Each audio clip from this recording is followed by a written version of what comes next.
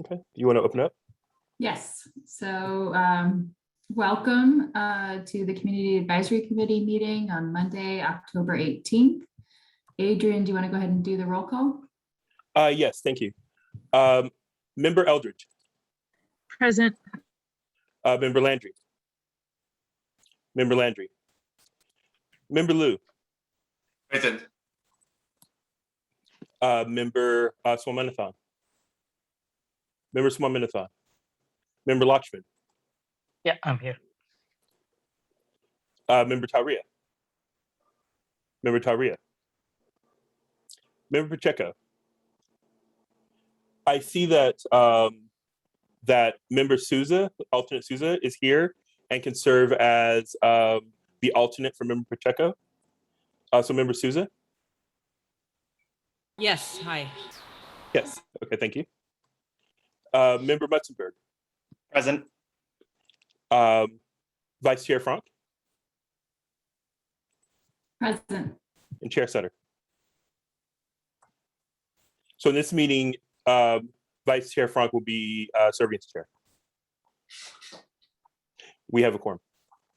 Thank you. And then for alternate, who do would she be joining then as a member in this case, or?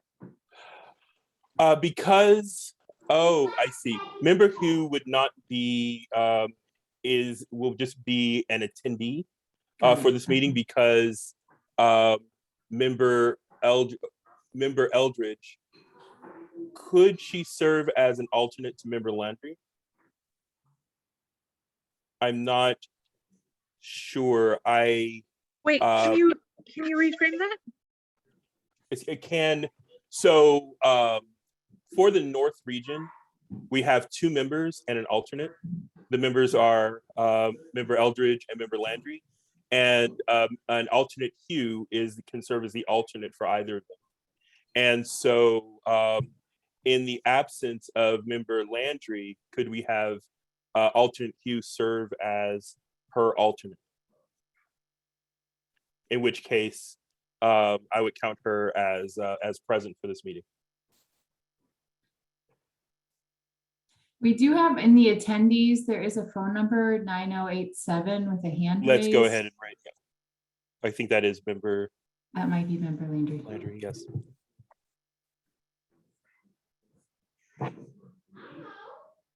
So whomever that 9087, if you could unmute. I'm here, Mrs. Member Landry, trying to get in. Okay. I needed to, yeah, so yeah, I am here, so. Okay. So Member Hugh would be. I'm always here, thank you. So Member Hugh would be an alternate for this, will be an attendee for this meeting. Great, okay. And then let's note it that Member Pacheco has joined the meeting. Okay.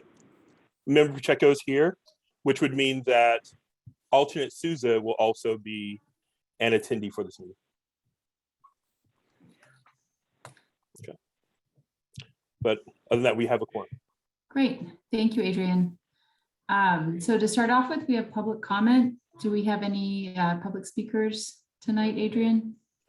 Yes, we do. If you could please use the raise hand feature, which is *9 if you wish to speak. But we do have speakers on our speaker list. Hold on one second.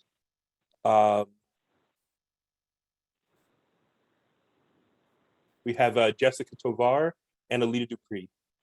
Jessica Tovar, I'm recognizing you for 3 minutes. Hello, Jessica Tovar here from the East Bay Clean Power Alliance.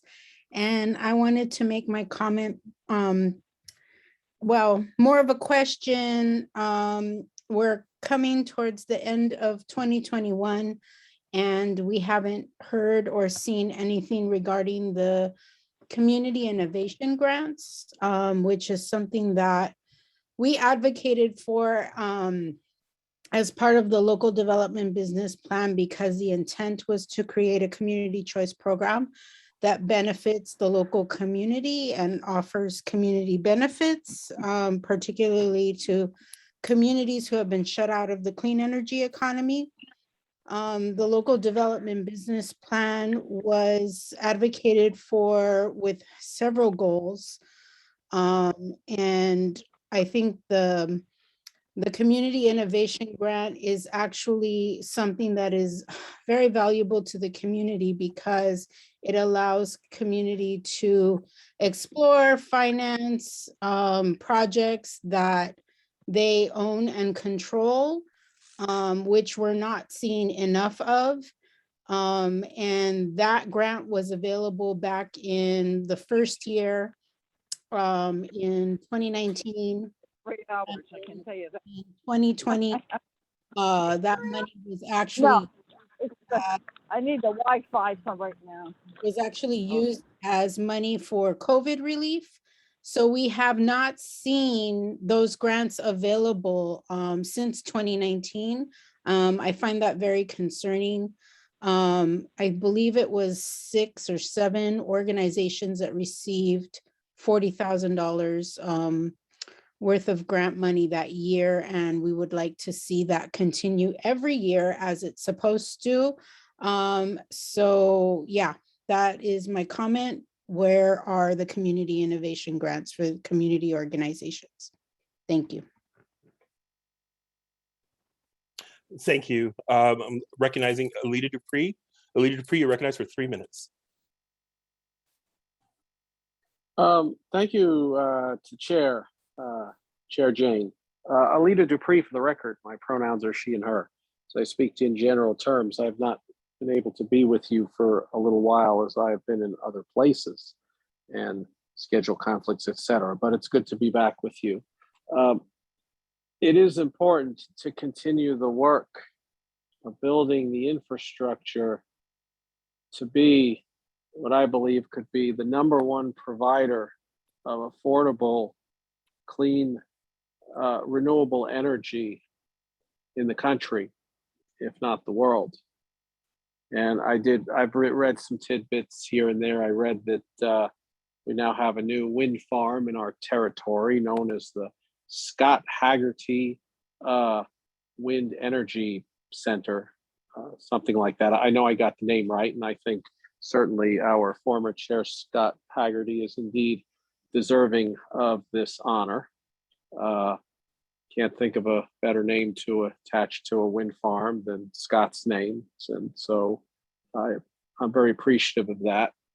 And how do we ensure that we get more of this clean power to the people of EBCE territory and to keep the rates in line? Because I don't want clean power to be something that is only for the well-to-do. Because clean power benefits everybody, and certainly because I see that solar and wind can be produced for less than fossil fuel power, we want to go after it as much as we can. I'm in a different place, and I've applied for clean power, turned in my application, but I could be subject to a lottery in case the green power is oversubscribed. So that's where I'm sitting at today. But at least with EBCE, anybody can sign up for it. So how can we encourage more people to sign up for it and make sure that we have the supply of green power 24/7 so that we don't run into a situation of oversubscription?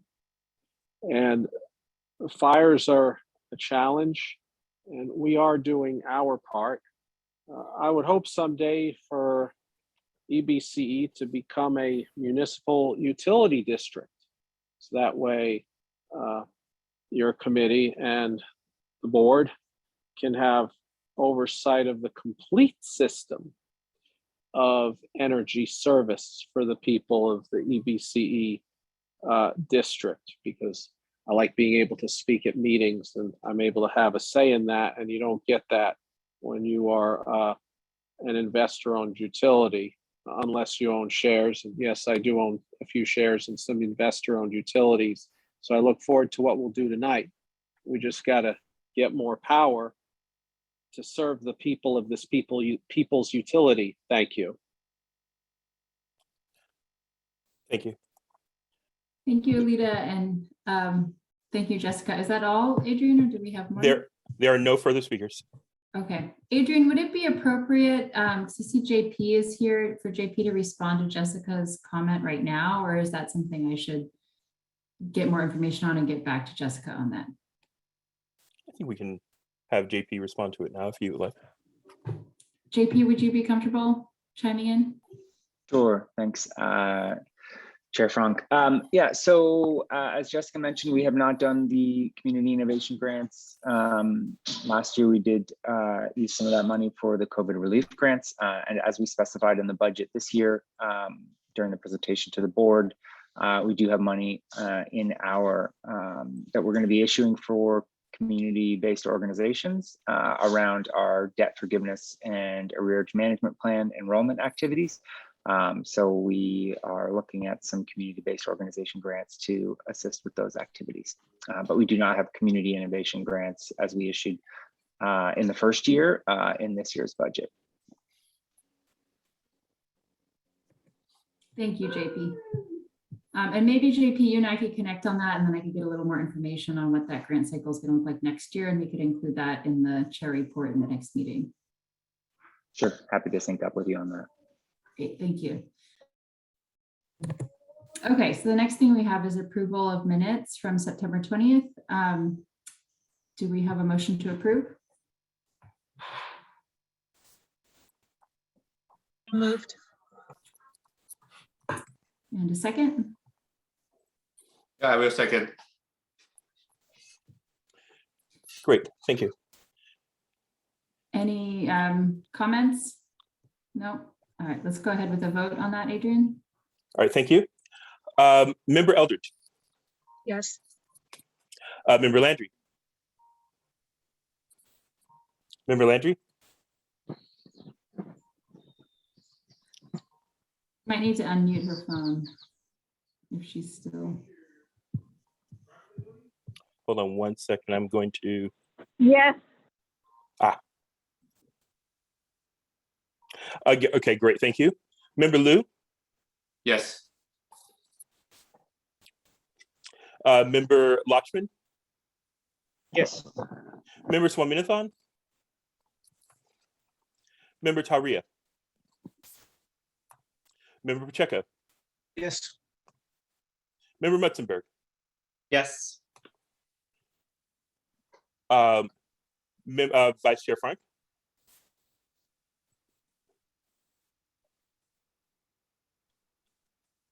excuse me, Chair Frank. Thank you. And Member Sutter. The motion passes. Thank you. So next we have the CAC chair and vice chair elections. This has been kind of an ongoing issue. So as mentioned, I think you guys are all aware that our term is over. So looking for anybody who wants to step up into the chair and vice chair position. So we'll open it up again tonight to see if there's any interest in either of those positions, or if anybody wants to nominate someone or nominate themselves.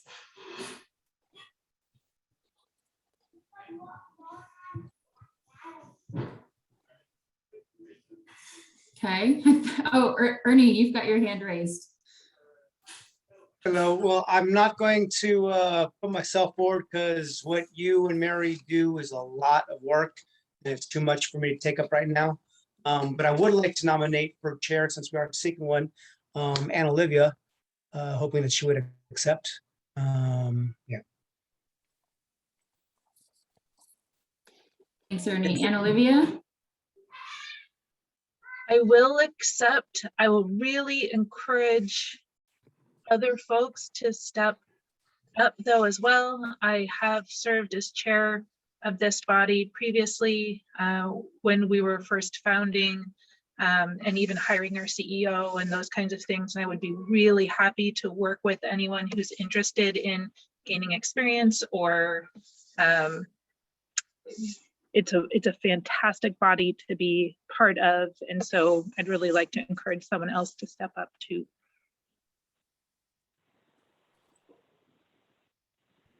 Is there any interest This in is, I'm sorry, yeah, I suppose when I nominate someone, I should have spoke on their qualifications for a moment. Apologies for that lack. Yeah, Anna Olivia has done this before and did an amazing job. And so if she's willing, it would be wonderful to have her to again.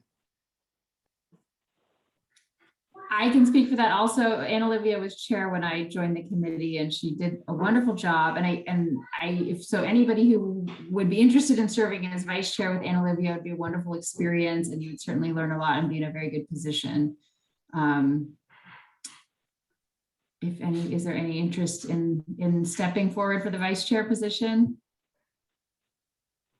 Hi, this is Member Mutzenberg. I'll step up for the vice chair position. Awesome. Thank you. I have my hand raised. Okay. It's hard to see because I think you're on the other side still. Can we move Cynthia over to panelists? Is that possible? We're not able to move a phone, someone who's Phone. calling in by phone into a panelist Okay. position, All so I right. can just allow her to speak. Great. Go ahead, Cynthia. Yes, I concur that Ann Olivia has done a great job. And I also concur with her that to the extent that it's, I don't know if there's any other folks that would like to be chair. I also cannot be chair. I'm on our union's executive board, so I'm pretty busy with various union committees. So, but I think we should open it up to people that haven't had the opportunity to chair. And then if we can't get anybody, then certainly Ann is very qualified. Thank you, Cynthia. Well, I think, one thing, I think this is the first interest we've had, so I'm going to run with that and suggest we go ahead and vote on Anna Olivia as chair and William as vice chair. Because we're in October right now and elections are scheduled to take place, I think in June or July, this will be a shorter term.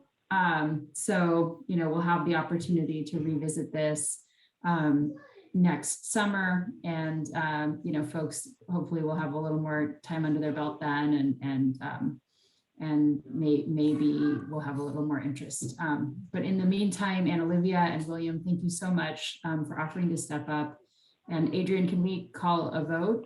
Do we need to do each separately, or?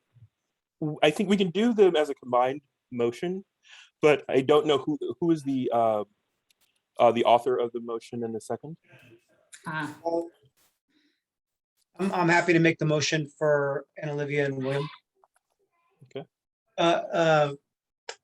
Motion made to accept or nominate Anna Olivia Eldred for chair and William Mutzenberg for vice chair of the CIC. Thank you. Is there a second?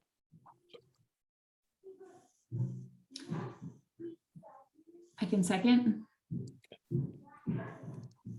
I have a point of clarification, Chair.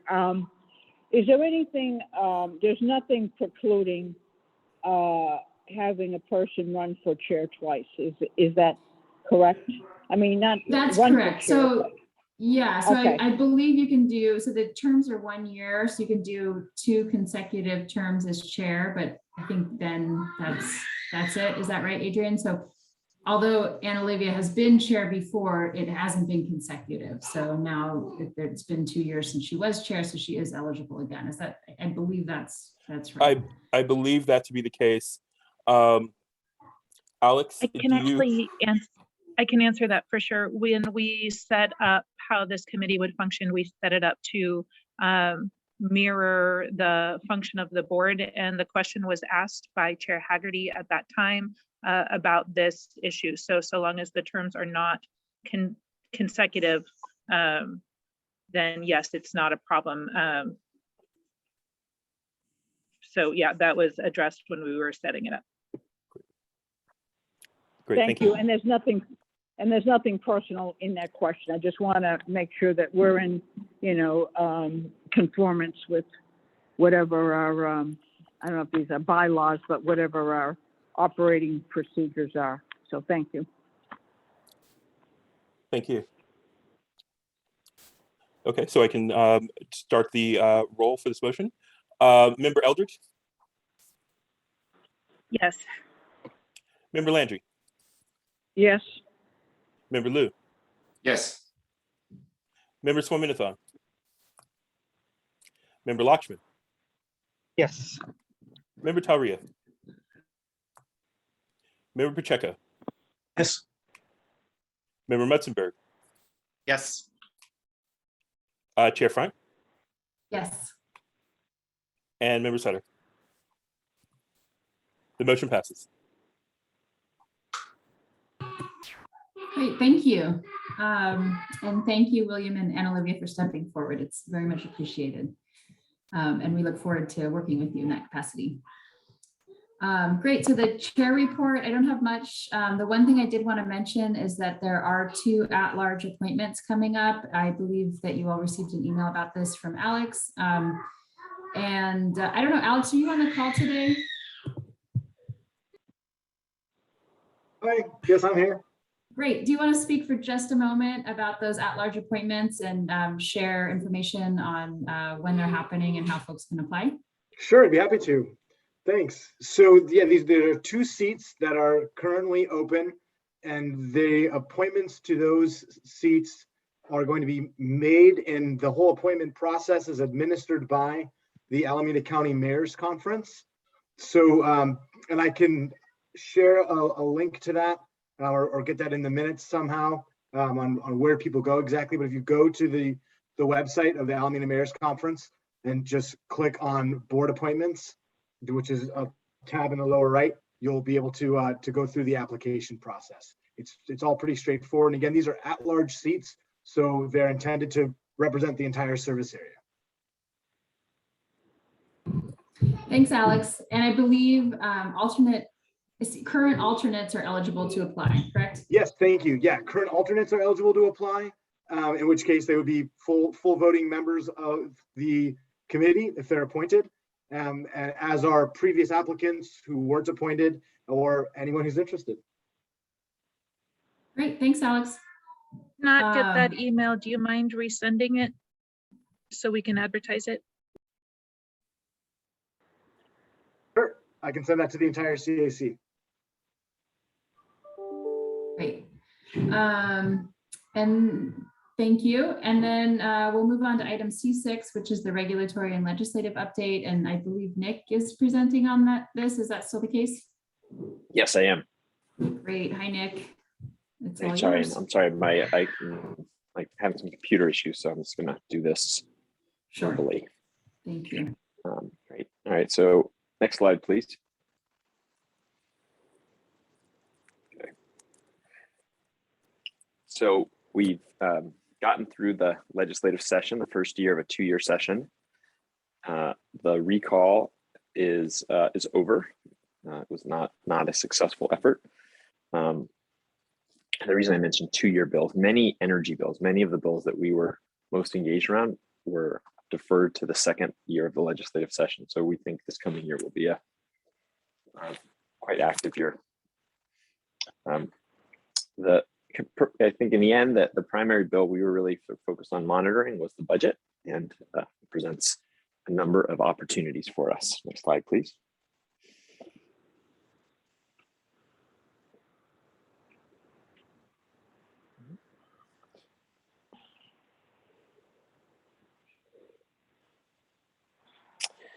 So among those bills are quite a bit of money that is really going towards zero emission vehicles, particularly direct vehicle incentives and incentives for charging infrastructure, both of which represent significant opportunity for East Bay Community Energy to partner with our city members, our community, our customers, to really work to accelerate the adoption of electric transportation solutions. And, I'll note, and I've said this many times, but I'll just note one more time, that in Alameda County and in Tracy, our biggest sources of pollution, both of CO2 emissions and of criteria air pollution, which leads to our high asthma rates, come from medium and heavy duty goods movement. So that oftentimes that's those diesel trucks that are picking goods up at the port and are transporting them all throughout our communities, as well as all the traffic on the 580 and 80 corridors. And so the accelerated transition to electrified transportation really represents both a opportunity for climate, but for our frontline communities that are dealing with transportation air pollution. There's also going to be some significant investment in climate resilience. So, that's going to be everything from opportunities to pursue funds with our cities to build out resilient centers for extreme heat and public safety power shutoffs, to investments in resources like microgrids. So we're going to continue to monitor the implementation of these budget packages and try to the maximum degree possible, partner with all of our cities to leverage these funds to deliver the most benefit we possibly can. Next slide, please.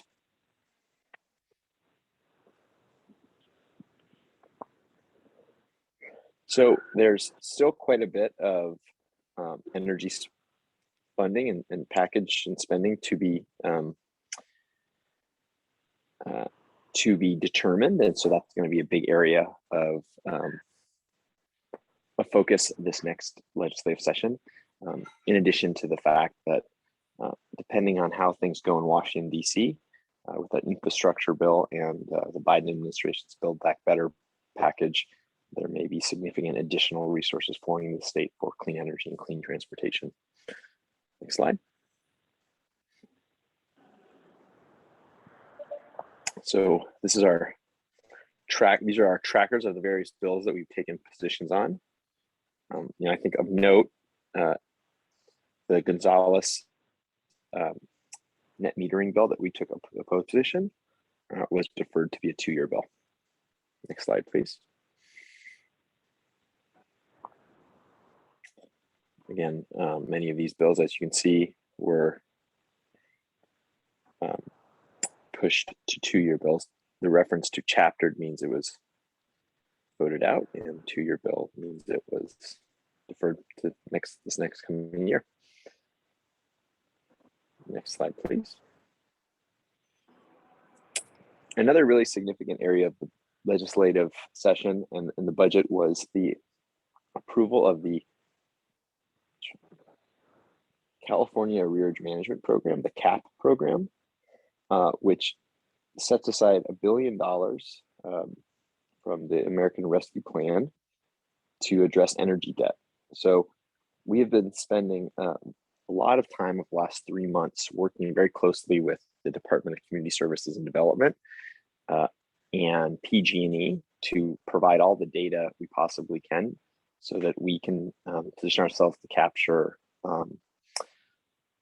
very likely, somewhere in the order of $3-4 million in CAP funds, and those dollars will flow directly back to our customers as utility bill relief. So what would happen there is we would be able to receive that award, and then we would directly erase that same dollar amount of utility debt from our most sort of impacted customers. This has the added benefit of kind of overlaying with the arrearage management program, which you've probably heard us talk about quite extensively, and we hope will help really help a lot of customers who were perhaps having to wait up to a year just being on the arrearage management program to see their debt erased. This will automatically erase that debt. So next slide, please. Here is the AMP program that I just referenced. And this is part of the CPUC service disconnection proceeding. This is a program that provides Care and Fair customers with over $500 worth of arrears an opportunity to have those debts forgiven if they participate in a payment program and stay in that program for 12 months. With every passing month that they participate, they'll get 1/12 of that debt erased. And this is a program that JP referred to when he mentioned the community grants that we have in our budget this year. Many of the community grants we structure this year were focused on partnering with community-based organizations to support enrollment in the AMP program, and also pursue some incremental outreach for Care Fair customers as well. Next slide, please.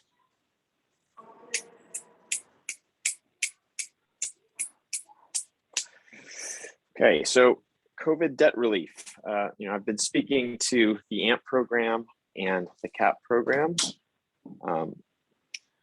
We are starting the process of enrolling. I'm sorry. We are, in addition to these programs, the CPUC has implemented its COVID payment plan program. So one effort the PUC has taken to ensure that we don't see a flood of disconnections starting at the end of this year, beginning of next year, is to auto-enroll customers that might be at risk of disconnection into a 24-month COVID relief payment plan.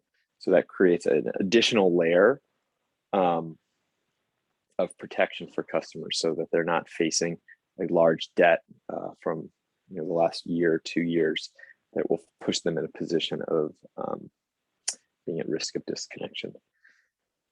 This is a program that is also being extended to small business customers. And that's one of the themes we're also starting to see is an increased effort to try to engage with small business customers as well, because we do know many of our small businesses have seen severe impacts to their revenues, their profitability, and I think it's been an important step states are taking to work to try to support them as well.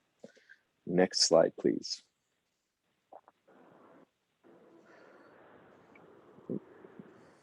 Oh, nope.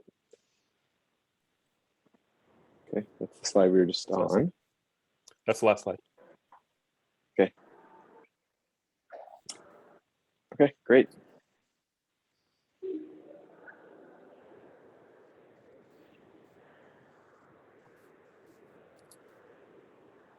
Thanks, Well, Nick. that is the presentation. Great. Okay, thank you, Nick. So I think to start off with, we will go to public comment first, or public questions. Okay. Adrian, do we have any public questions? We do not have anyone signed up for this item. If you wish to speak to this item, if you could please use just hit *9 for the raise hand feature, and I'll recognize you for 3 minutes. I do see one person. I'll go ahead and recognize Audrey Ichinose, and then Vaughn for 3 minutes.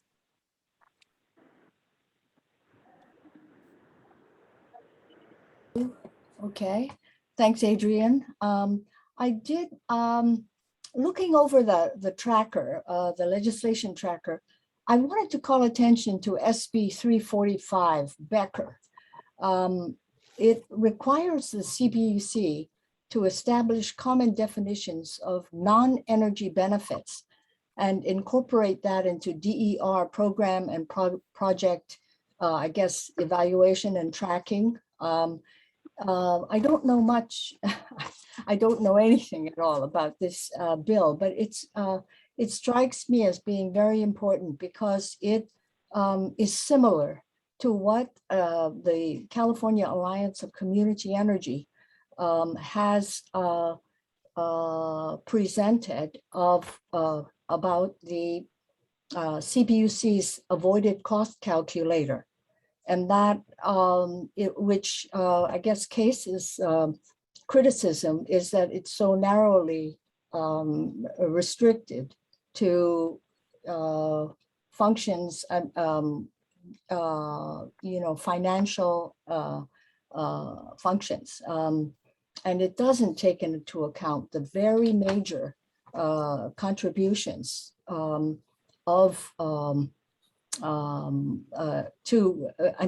very big costs that rooftop solar contributes in terms of social benefits and climate mitigation efforts. So I just wanted to call attention to that piece of legislation. And I guess my follow-up question would be that how, when there's a list like this of how EBCE supports these bills, where does that lead in terms of action? What does EBCE do to further the legislation that it supports as reflected on that tracker? Thanks very much. Great, thank you. I'm going to Adrian, I wonder if it's possible just on that second half of that question for Nick to just respond quickly. So our process for approval is we do have a legislative policy that is set annually, and then we bring legislative positions to the board. In regards to what steps we take when we take a support or opposed position, it's really going to depend on the bill. In some cases, it's simply a matter of indicating formally or even informally that we've taken a position. Oftentimes, we also will sign on to support or oppose a letter. And depending again on the bill and the circumstances, we may ask individual cities to send letters, or even engage in direct advocacy in the legislature. Thanks, Nick. Great. Thank you. So I recognize Vaughn for 3 minutes. I'm assuming you can hear me. This is kind of way out, but does EBCE have any consideration with the ZEV set for hydrogen issues? I mean, the port is getting 20 hydrogen trucks, and presumably they're going to be providing the hydrogen. Is EBCE even allowed to do that or participate in that kind of thing?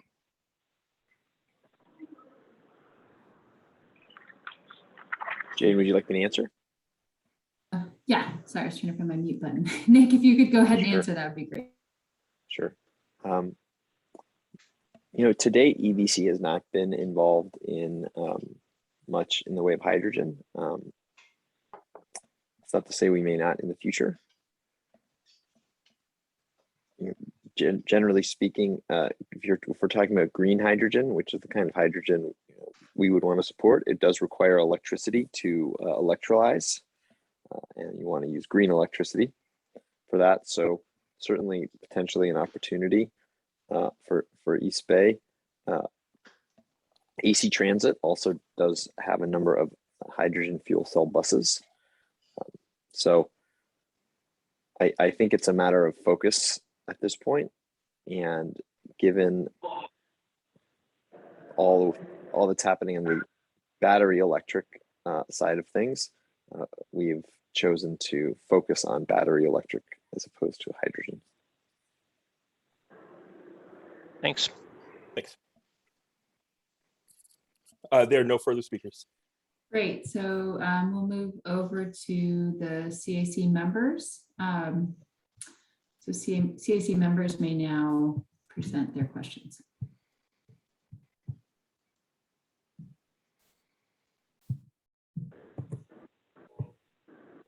It looks like Ernie's got his hand up. So we could start there.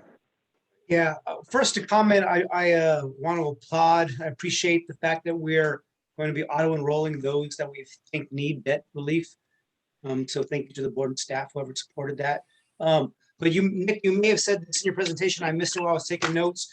What are we currently thinking the amount of non-payment from COVID is currently? And is that 3 to 4 million? Is that the combined total? I didn't catch it. of all state and federal debt relief grants that we're going to be receiving? So we don't know how much we're going to receive from the CAP program.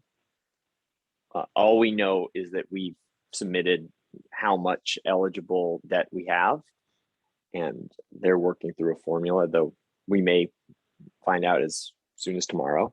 But as of this moment, we don't know. I think we surmise, if you think about $1 billion and how it's being shared between electric and water and what our share is, that's sort of where the couple $1 million figure comes from, but that's just our guess. And that's, that will go to support, north of $10 million, quite a bit more than that of total arrearage. So, it will definitely make a dent, but it won't fully solve the problem. Thank you. Right on.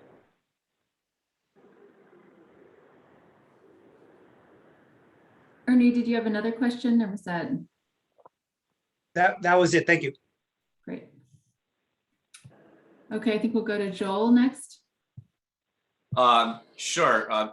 Nick, thanks for sharing the information regarding the regulation and the policy update. I just have some curious questions.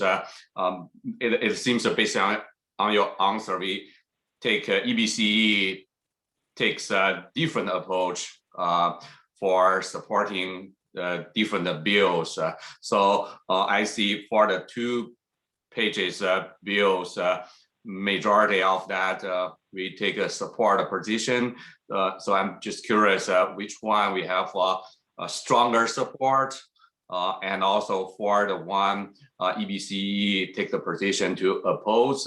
What does EBCE going to do to help to kind of oppose that bill?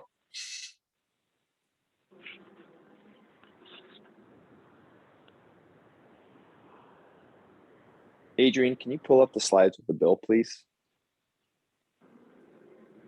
So I'll give you one example, Joel, is there was a bill put forward by Assembly Member Gonzalez that would have mandated some very significant changes to how rooftop solar is treated. So we took an opposed position on that bill, and we, through that oppose, we sent letters to our legislators and encouraging them to vote no on that bill. And so if you think that, in Alameda County, we have 1, 2, 4, 5, we have 5 members in the assembly, and we have 3 state senators who cover our territory. And that's 8 legislators who we can, out of 120, who, we can directly influence as their constituents. So that was probably the opposed position that we, if I'm recalling here, I think that was the opposed position where we took the strongest position. In terms of support, I would say the support position that we took the most strong is the SB 612, which was a bill that EBC and the CCA community in general actually sponsored. It was a bill that we worked on, and it would have helped to reform some important aspects of the power charge and difference adjustment. And again, there we went so far as to testify in front of the Senate subcommittee and quite actively lobby members of the Assembly and Senate.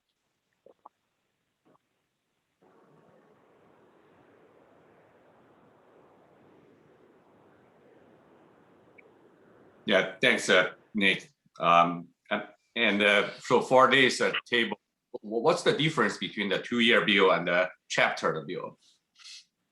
Chaptered means that it's become law. So it's a bill that was passed and then signed by the Assembly and the Senate, and then it was signed by the governor. A 2-year bill is a bill that was deferred to this next year. So it often means in California, this is different than in Congress, and you very often, if a bill doesn't look like it's going to pass, doesn't have enough votes, but what a legislator will do, instead of seeking to have a vote on it that might fail, the legislature might seek to have it carried over to the next year. Thanks. That helps. So the one EBC strongly support that one move to the next year for consideration. Correct. Yep. Yes. Okay. Thank you, Nick. Great, thank you, Nick, and thank you, Joel. Do we have any other questions or comments from the CAC members?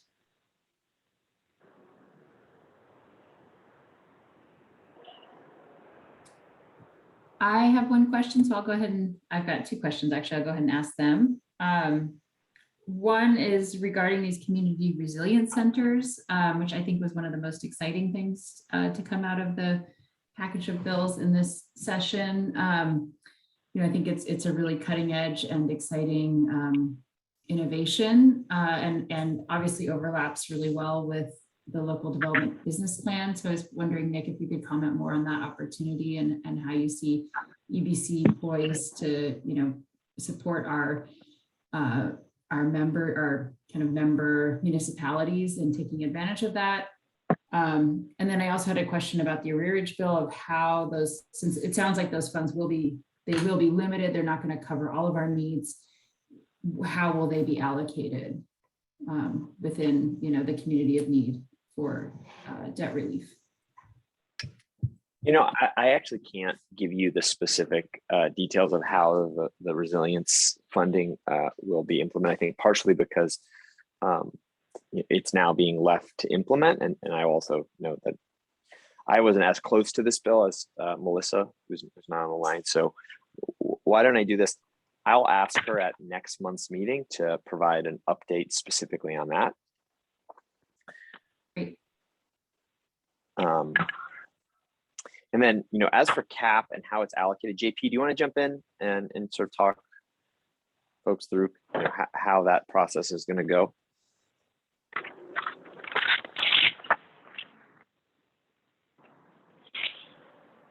JP? Okay, well, until JP jumps on, generally the approach we've taken when we're left in a position where we have to allocate sort of these scarce benefits is,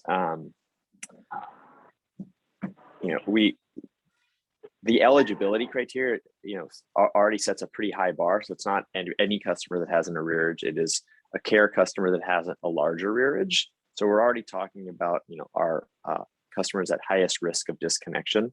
And so that's beneficial because then there's less discretion left up to us, which is frankly, I think something we would, feel like is good, but, let the state is in a better position to kind of make these broad statewide policies.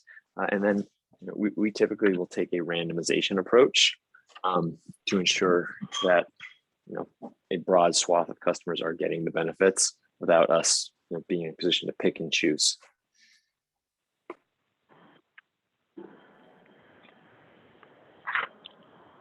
And then I see, Ernie, your hand is up. Is that from before or is that new? Yep, no, that's new. I was wondering whether or not the agency is at all involved in any discussions around the $600 million of SURF funding, the community economic resiliency funding.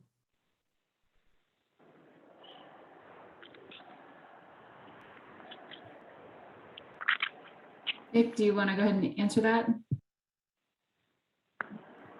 I'm not specifically familiar with that acronym. Okay, no, it's 600. They're trying to figure out how to deploy it. It's the Community Economic Resiliency Fund, $600 million. It's state fund. So I guess that answer is a no. They're looking at a regional approach, and so what I'll say is, there, kind of as referenced in the slides talking about the budget, there are a lot of funds coming from the state, supporting a number of energy initiatives. A number of agencies are going to be deploying those funds. And so what we are very actively, EBC specifically, and then Cal CCA broadly, monitoring all those proceedings to assess where they're going and actively working to ensure that CCAs get their fair share of any dollars that are either competitively or formulaically granted out. I appreciate there's a lot going on. There's a lot of money flying around. I'll drop a line to you and JP and whoever about this particular pot of money. There will probably be suggestions like from ABAG or other regional organizations, and EBC certainly should have a strong voice in that, but I'll follow up with you on that. Thank you, Ernie. So seeing no further comments or questions on this item, I think I will move us along to C7, which is the SMUD contract amendment. And this is Taj and Annie. And just before we start, just want to mention that the amendments are not finalized. So they will not actually be included in the board packet. So I believe Annie and Taj, what you are going to do tonight is review the presentation they'll be sharing with the board and answering questions on this item.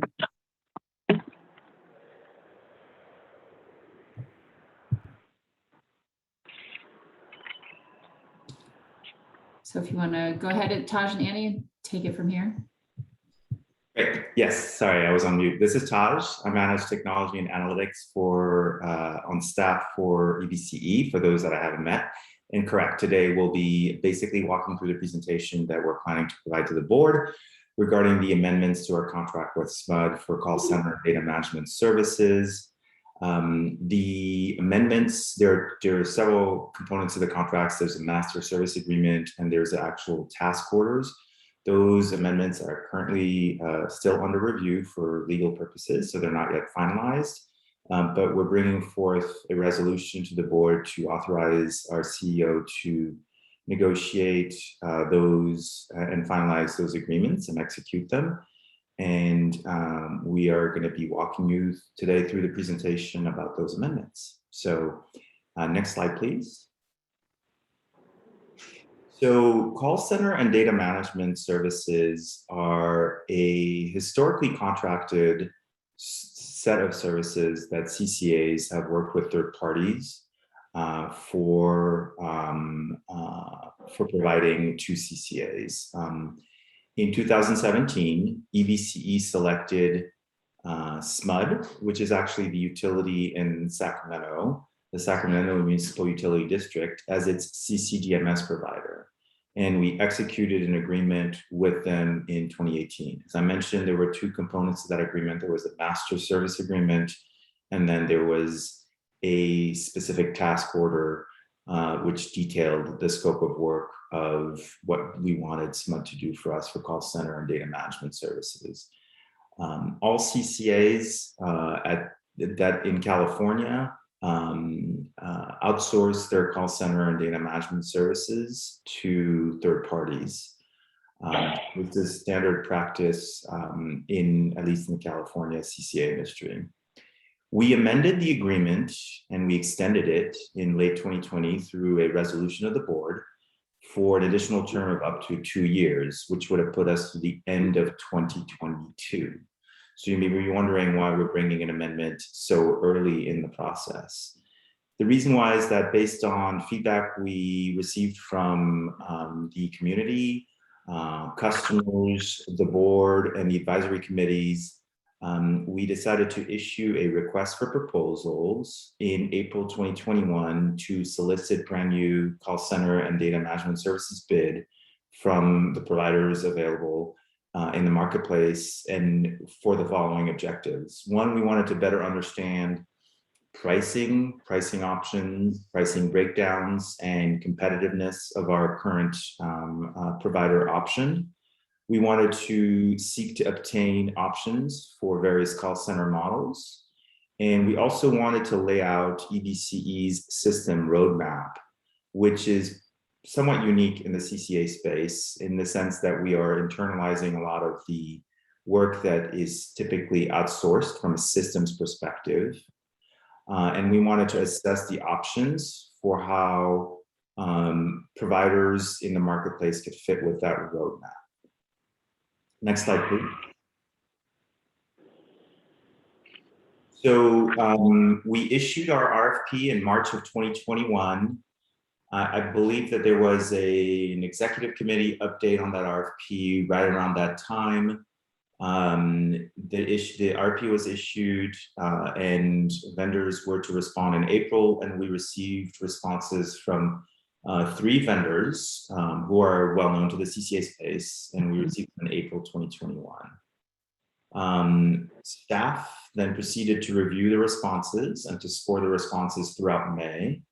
We also met with the respondents, all 3 respondents, for follow-up interviews. And we also met with an ad hoc committee of the EBC Board of Directors on May 17th to review the responses and to discuss in general the tenor of the responses and the aspects of the responses that were important to the board. Based on our scoring of the responses, based on the interviews of the respondents, based on reference checks, which were called out in our scoring sheet as mattering to the final score, and based on the board ad hoc committee feedback, we ended up selecting the current incumbent, SMUD, to proceed with negotiations in June for a contract extension. So as I mentioned earlier, SMUD is currently in contract with us, potentially all the way up through the end of 2022. They responded to the RFP and laid out options that would effectively overlap with the current contract and go beyond up to 3 years beyond when the contract would be effective. So we will be bringing an amendment to the SMUD contracts at the board meeting on Wednesday. Sorry, the language here is from the board presentation. And it's effectively asking the board to authorize our CEO to execute amendment to those contracts. There are many improvements to the new agreements, which we've finalized negotiations on, including lower costs compared to what currently the costs are, and credits related to the call center, as well as roadmap flexibility. Next slide, please. So this is some of the key terms of the amendments that we are proposing. We're proposing to change the contract to a contract that will be an agreement that will be for a term of 36 months, starting January 1st, 2022, all the way through December 31st, 2024. Our per meter fee is going to be reduced to $1 per meter per month from a current fee of $1.05 per meter per month. For those who aren't fully contextualized on that, we have about 640,000 meters currently with all of our communities. So it's pretty easy to make the math for what it costs per month and what the savings is of just a 5-cent decrease per meter. In addition to that, in anticipation of potential expansion of our two newer communities, we are obtaining commitment for a decreasing fee schedule for additional meters that will progressively decrease to $0.975 per meter a month for meters beyond 700, down to 90 cents per meters per month if we exceed the 1 million meter mark. So we are effectively baking into this contract pricing for future meters. Another area of importance in terms of the conversations we've had with our incumbent is, and our conversations we had with alternate providers, is the cost of system enhancements. All system enhancements that are deemed essential for EBC operations would be provided by SMUD at no additional charge in the new contract. In addition to that, SMUD will be providing us with a budget of $100,000 per year, which can roll over kind of like, roll over minutes from year to year while under contract for charges that are deemed non-essential. So if we don't use a certain set of dollars in 1 year, we get to use it in the following year. And this budget is for changes that are not essential. So things that might be nice to have, good to have, but aren't really essential to operating the CCA. And then there was also an agreement to execute several in-flight or potentially known upcoming change orders without charge. Examples of those are NEM true-up policy changes, Brilliant 100 sunset, product defaults that many communities are opting for, and of course, future expansion to new communities. So were we to choose to expand to new communities, there would be no charge associated with the act of expanding our customer data set. On the call center, there were several conversations and points made and concessions obtained related to the call center. First is a credit of $5,000 a month per EBCE call center employee, up to 3 employees, for each full-time EBC employee that EBC hires and whose work is managed and scheduled by the SMUD call center. There's obviously a lot of work associated with routing calls, managing calls, training, etc. So under this point, we're assuming SMUD would still do the management and integrate them within the processes of the SMUD call center, but they would be EBC employee and we would get a credit for those employees. In addition, if SMUD calls, CSRs means call center representatives. If SMUD call center representatives were to work in an EBC brick and mortar facility, SMUD would credit EBCE a facilities credit of $1.50 per square foot per month of space occupied by the CSRs up to 250 square feet. And finally, we would also get 200 hours per month of call center support for local development. And effectively, this means that certain calls that are potentially routed to the call center regarding local programs would be managed and processed by the call center. Because the current call center is really effectively about enrollment and billing, billing questions and questions related to local programs are currently effectively either routed to different channels or routed to different EDC staff.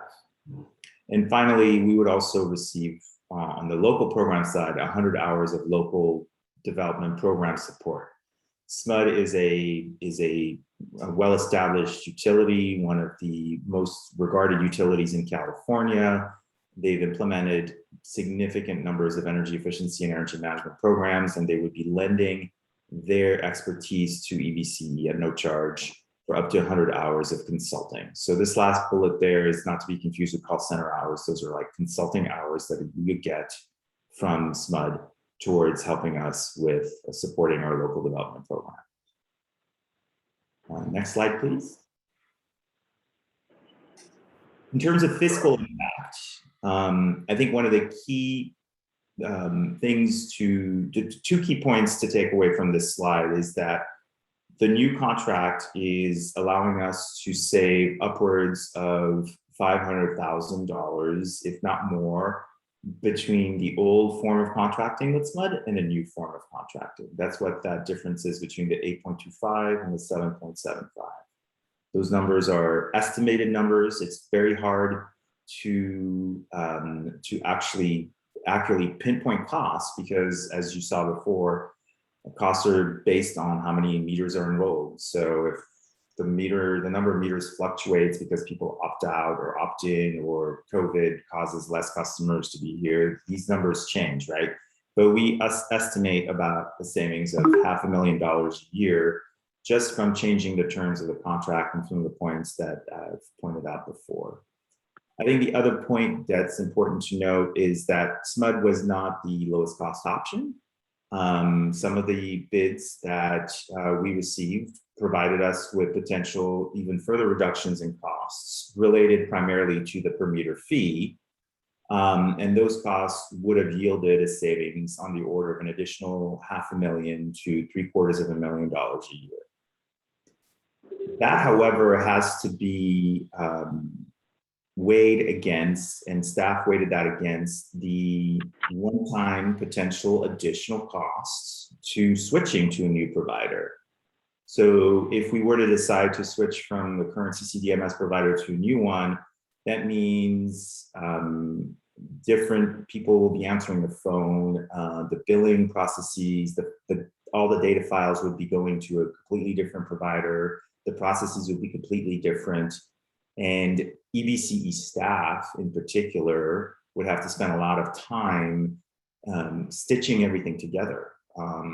If an incumbent departs, the incumbent isn't necessarily going to be willing to spend all of their time for free training the new provider in the ins and outs of how they did billing. So staff would have to be spending the time doing that gluing of old provider to new provider. So we estimated that to be a one-time cost of about, at a minimum, $500,000.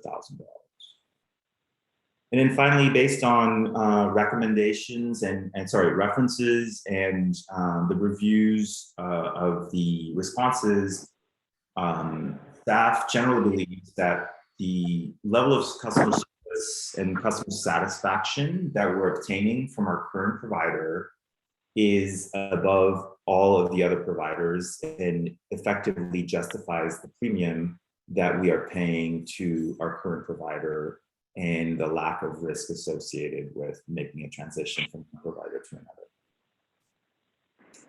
Next slide, please.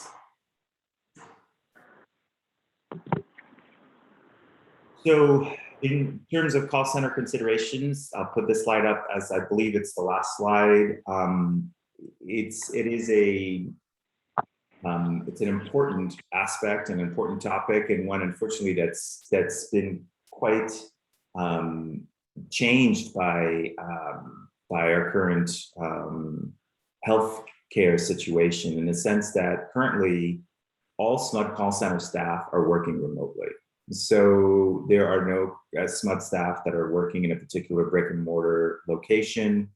And in 2022, SMUD is planning to commence proactive efforts to hire customer service representatives from within EBC service territory. But that has to be balanced with the fact that right now, all of the customer service representatives that SMUD use are working from home.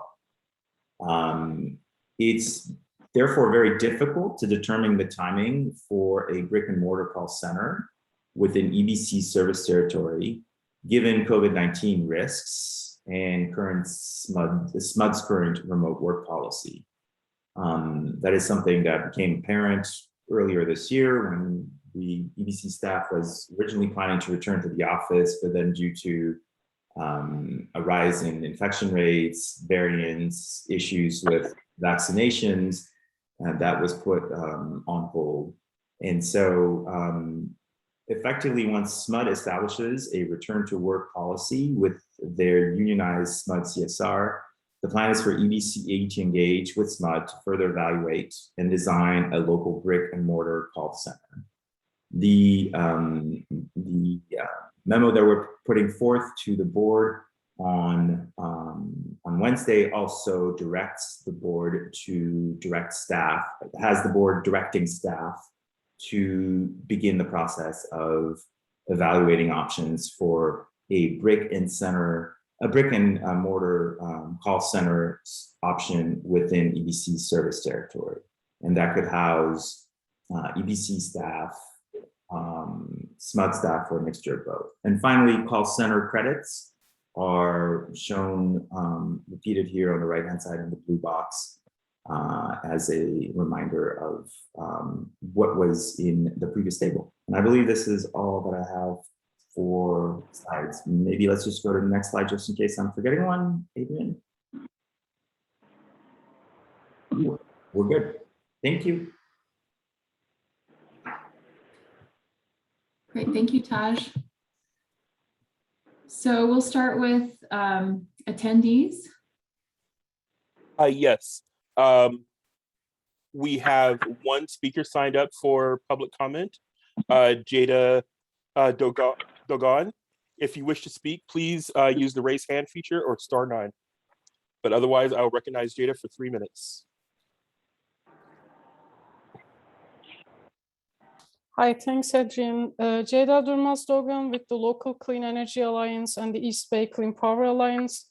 As Tar said, in July 2020, the EBC board approved a resolution authorizing CEO Nick Chesed to extend the contract with SMUD for 2 years. And according to the timeline presented by the staff, EBC was going to build in-house capacity and experience to support a potential full transition to a local call center in 2023.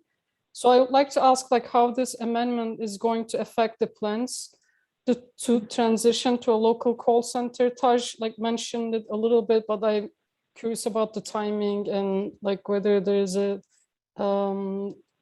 plan for that. And my second question is about the responses to EBC's RFP. Who are the 2 other vendors that responded to EBC's RFP? And as we have expressed before, we would like to see EBC bring the call center and also data management to the EBC service area. Thanks. I wonder if Taj or Nick could respond quickly. This is Nick. I'll respond. So after going through the selection process, so let me just start by saying one of the criteria that was core to the RFP response in the section focused on call center was supporting a local call center. And so all respondents did propose a local call center. Now the degrees of local call center can kind of depend, I guess. And the reason I say that is EBC's call volume at any given time support a pretty varying number of CSRs. It's very seasonal. There are times a year when you need 7, 8, 9, perhaps. There are times of years when you need 1 or 2 or 3. And those are general numbers. Annie, jump in if you want to amend that. So in all cases, we were looking at vendors who would be providing us with some level of shared call center service with other either CCAs or with, in SMUD's case, another CCA and their municipal utility. So in those responses, those proposals were put forward. In the case of SMUD, the proposal that they put forward was to have SMUD employed CSRs work out of an East Bay Community Energy brick and mortar call center. And so that would be the physical manifestation of our local call center would be a call center somewhere in East Bay Community Energy Service Territory staffed by SMUD CSRs. Now, subsequent to our engagement with SMUD around the negotiation for this contract, SMUD had at the time planned for a return to work in the summer for their CSRs, but with the variants that return to work has been delayed, and SMUD is in an active dialogue with their represented employees about what their long-term work requirements are going to be for in-person, in office or brick and mortar call center operations. And so because they are SMUD employees, it's really not East Bay Community Energy's place to try to dictate terms for what, and what that work environment would be. So as we think about a brick and mortar call center, what we're really doing with SMUD is waiting for them to establish their policies for their call center operators to return to work, and then to partner with SMUD to implement those policies in a brick and mortar location in the East Bay. And then the second question about the 3 respondents, I'm not sure that I can share that information until the board acts on Wednesday. Is that right, Taj and Annie? I think responses are deemed confidential until the board votes to approve one of the contracts.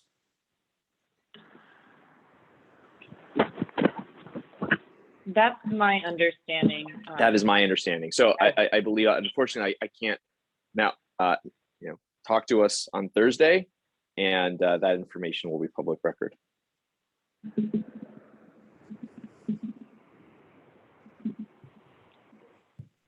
Thanks, Nick. So Adrian, it looks like Audrey's got her hand up as also. Yeah, so I will recognize Audrey for 3 minutes. Okay. Thank you. I have a quick question. The presentation is stressed very heavily the financial aspect of the SMUD contract. And I'm just wondering about what was mentioned in the second to the last slide, I believe. And that was, you know, EBCE's obvious satisfaction with SMUD's level of customer service and, you know, performance of their duties. And I guess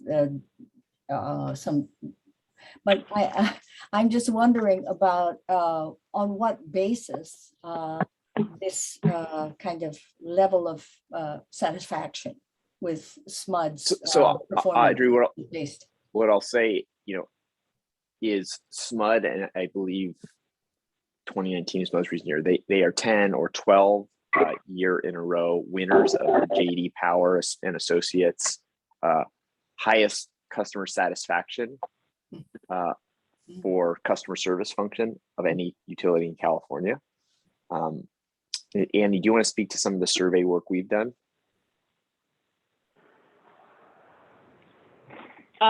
Sure. So we haven't necessarily surveyed specific to customer satisfaction with our call center, but I can certainly tell you that we have on a regular basis, we do audits of those calls, and we have been extremely pleased with the level of knowledge and service that the SMUD call center representatives provide for our customers. These are all service representatives who previously worked on the SMUD side of the house, so they know a lot about electricity billing. They know a lot about solar net energy metering, and we have been very happy with the customer service side of what SMUD has been providing. I think it is really high quality and something where they really excel. Great, terrific.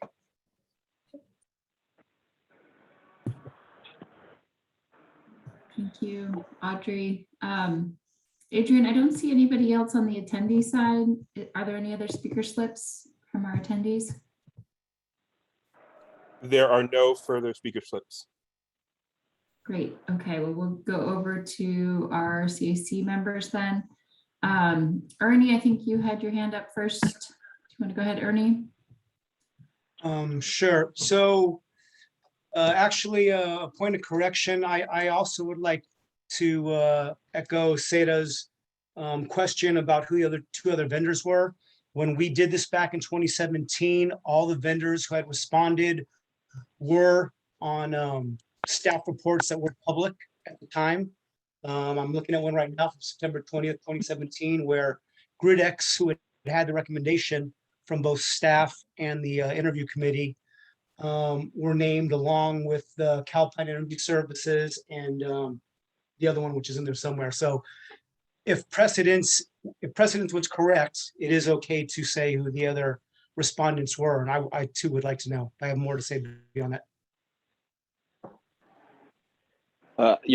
Unfortunately, I think the legal counsel we've gotten in this, specifically relates to some Public Records Act requests that we have, is that we cannot disclose that information until the board acts. So I certainly can ask our general counsel. Yeah. Well, for the record, then we must have got it wrong back on September 20th, 2017, because we did that. That may be the case. That may be the case. Right. So I have a couple comments on this issue. We have a good mix both of staff and of committee members who were around during the formation, prior to the formation of this agency, prior to the existence of this agency, and have been around for the entirety of the agency's existence. And we have a bunch of new blood, which we need. We need that mix. For the sake of those staff and committee members that weren't, I want to do a little bit of context for what I'm going to actually propose at the end of these comments. back in 2017, when we were first looking for a call center provider and a data management services company. For data management services, we got 3 respondents. 2 were from San Diego, one of which was Calpine. I forget the others. It's in the document I'm looking at right now. And another one was GridX.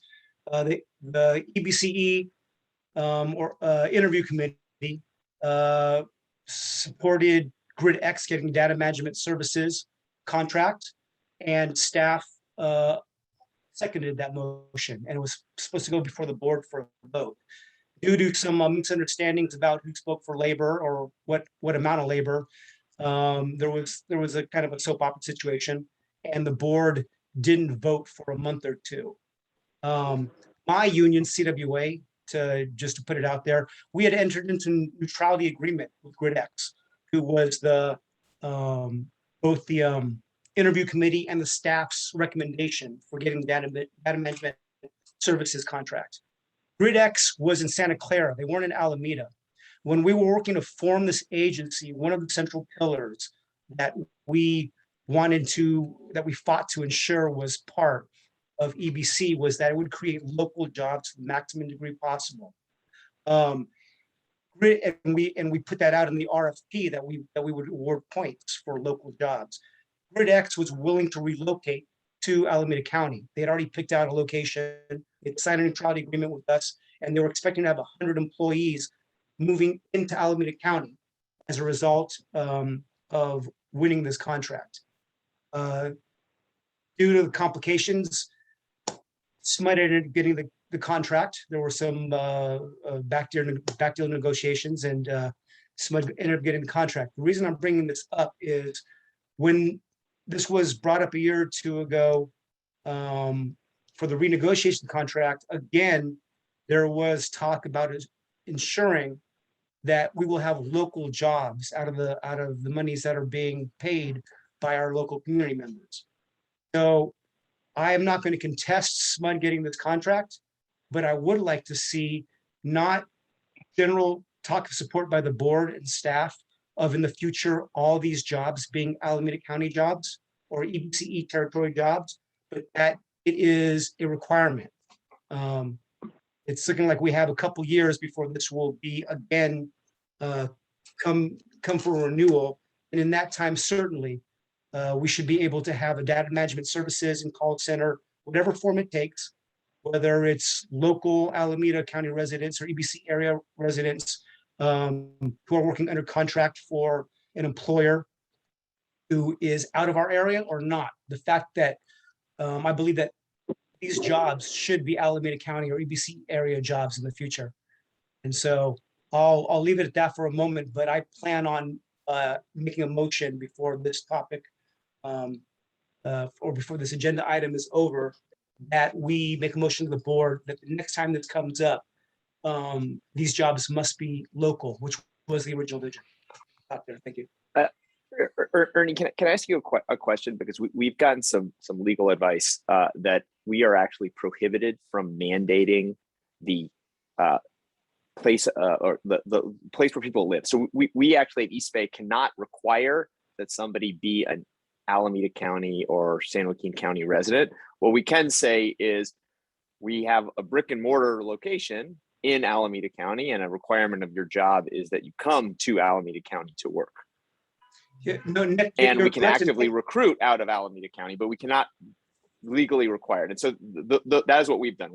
We will have a brick and mortar location, and we will actively recruit out of Alameda County. No, you are correct, and I did misspeak. It's been 4 years since. It's been about over 4 years now since this happened.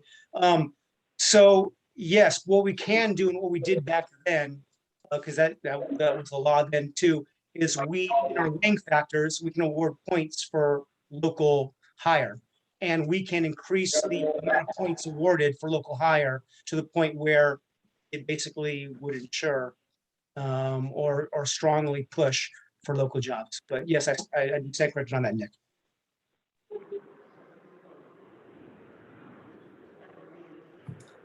Thanks, Ernie. Because this is an informational item, I don't think that we can do a motion. Is that right, Adrienne? No, that's not correct. That's not correct. Adrian, can you correct me on that? I think you can do a motion. Okay. So Ernie, did you want to put forward a motion now, or should we continue with I'd like to discussion let- and then yeah. revisit it? Sorry, Jane. Yeah, Okay. no, I'll make it at the end. Great. Okay, thank you, Ernie. So I see, Cynthia, that you've raised your hand now. I believe Anna Olivia was first. So Anna Olivia, if you want to go ahead, and then we'll come back to you, Cynthia. Thank you, Chair. So I'm appreciating the discussion that's happening here. I also would like to make a little amendments on the presentation. The thing that we said was not an Alameda County call center. It was an in-house call center. It was going to be one that we ran by us, not that was run by someone else. And the terms of our first contract said that at the part of their contract, that 2-year contract, that we would have an in-house call center, and that part of their contract was in fact to build internal capacity to get to that point. And at the end of that 2 years, we were informed that they were coming forth with a strategy, that things had taken a little bit longer, which is totally logical because wow, startup is hard. It just is. But that they were coming forth with a strategy to transition those things in-house. So at various places that I've worked, including my current job, and here inside of Alameda County, we do regularly have local hire preferences that have goals for percentages of employees being Alameda County residents. We have more strict ones on city levels. In affordable housing, Oakland has an Oakland specific local hire along with the larger Alameda County local hire goals that are percentages. So you can't mandate who they're going to hire, but you can have employment goals. You can have weighting to reflect local priorities. And especially with workers being remote, there's no reason that we can't say, in order to hire new people starting from this moment, that there needs to be a process in place that demonstrates the priorities of our public dollars. So you can have a process that the hiring process starts with advertisement inside of Alameda County, active recruiting inside of Alameda County for a certain period of time before you expand that search beyond a geographic boundary. That is common practice in the county. That's vetted through council. The language shift that I'm hearing is a little distressing to me, because we've switched from an in-house call center to a brick and mortar run by someone else. And I just want to make sure that we, in our recommendations to the board, that we say that we strongly recommend a local hire process that we trust our staff to come up with. There's a lot of existing models that I would be happy to send you some existing models that are currently approved by county council, currently in use by the county, that we move forward so that we are benefiting our customer base as much as possible, and that we have a transition plan for an in-house unionized call center, like was the intention in 2017.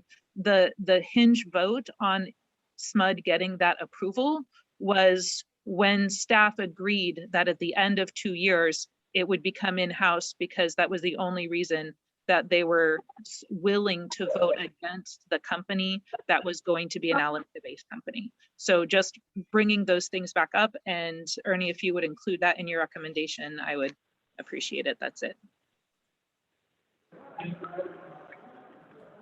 Thank you, Anna Olivia. And Cynthia, it looks like your hand has come down. Would you still like to speak? No, it hasn't. My hand has not come down. Okay, all right. Go ahead, Cynthia. You're up. Yeah, I would appreciate being given the opportunity to speak. My comments are very similar to the points that Ernie, Jada, and Olivia eloquently made, but I will make the same comments, similar comments. I have, been a member of this board for a while, and the plan was always to have an in-house call center with local hire of Alameda County residents and or opportunities for our residents in this county to participate in the call center. And while the financials, look good, they do look good, but I don't see where we're transitioning to a in-house local call center, and I think that while we are getting credit under the SMUD contract for EBCE employees, I think that we need to really make a greater effort, and I would like to see the staff come back with a more definitive plan. This is a 3-year plan, and I'm not interested in postponing this for another three years. I think it's time to look at local hire and an in-house call center. And we do have a building. It's my understanding that that's been purchased. So there is, capacity to have folks work from that new building whenever it's operational. So the financials look good. If this were a 1-year contract, I would be, apt to go along with it. But for 3 years, I just think it's too long. And thank you. Thank you, Cynthia. And Nick, I see your hand is raised. Would you like to take a moment to respond here?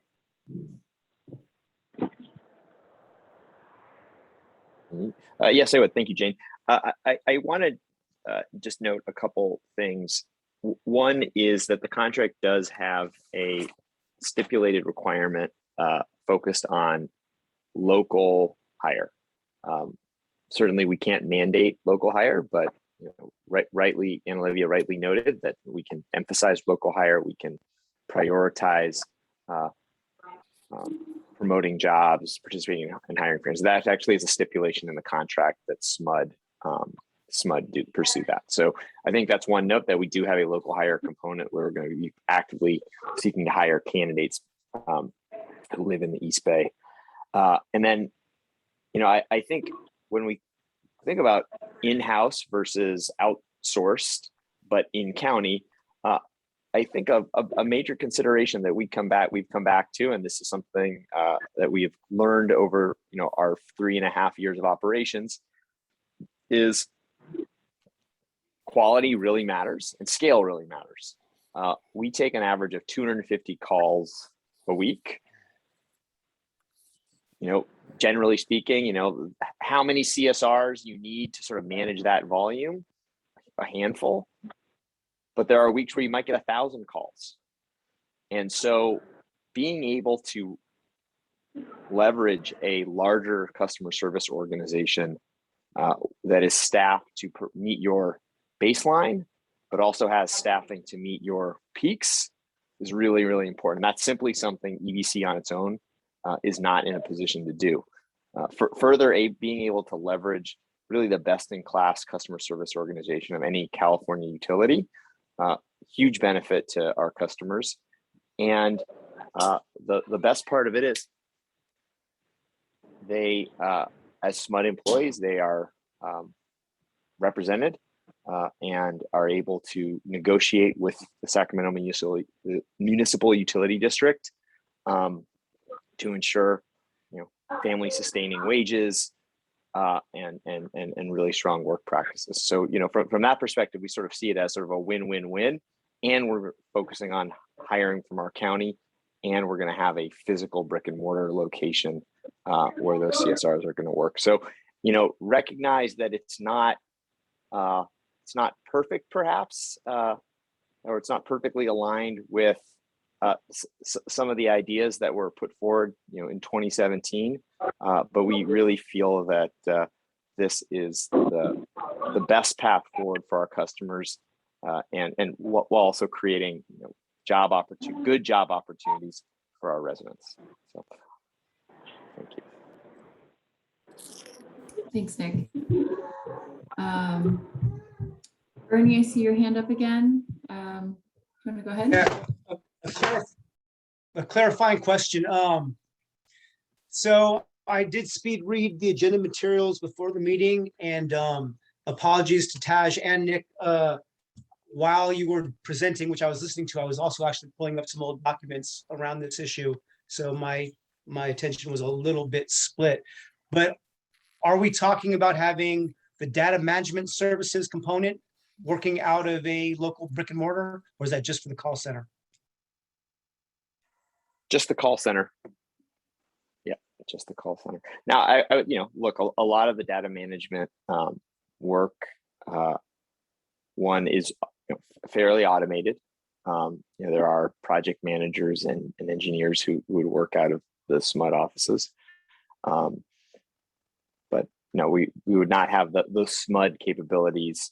And part of the reason is, these are SMUD resources that do not spend 100% of their time on East Bay community energy work. They service another CCA, and they also provide a shared service to the Sacramento Municipal Utility District. And again, that's where some of the scale matters, is that you don't necessarily need at all times the volume of full-time staff, but you have periods of peaks when you need to be able to leverage a higher staffing level. And that's where having a bigger organization that can manage schedules and manage workflows across multiple utility bases is really important.